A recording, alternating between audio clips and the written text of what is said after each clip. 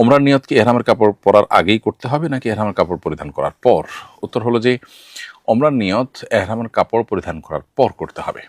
এহরামের কাপড় পরে তারপর ওমরার নিয়ত করবেন, কারণ নিয়ত করা হয়ে গেলে কিন্তু আপনি সেলাই সহ পোশাক পরতে পারবেন না। তাহলে আপনি সেলাই সহ পোশাক থাকা অবস্থায় যদি নিয়ত করেন, তাহলে তো নিয়ত করছেন তখন আপনি ওমরার বা এহরামের পরিপন্থী কাজ করছেন। এজন্য এহরামের পোশাক, সেলাইবিহীন পোশাক পরে তারপর আপনাকে নিয়ত করতে হবে।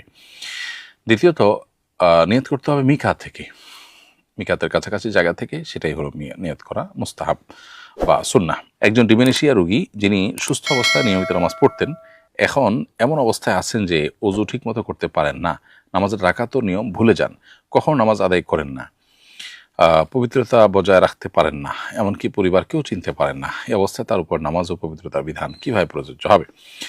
উত্তর হলো যে অজু করবেন, এবং কেউ তাকে অজু করিয়ে দিলে যদি সহজ হয় তাহলে সে কাজটা করবেন, এবং নিজে নামাজ পড়তে পারলে ভালো, না হলে পাশ থেকে কেউ একজন তাকে বলে দিবেন রুকু করেন, এখন দাঁড়ান, সূরা পড়েন, যতটুকু সম্ভব তালকিন করে তাকে নামাজ পড়াবেন বা পড়িয়ে নেবেন তার কাছ থেকে।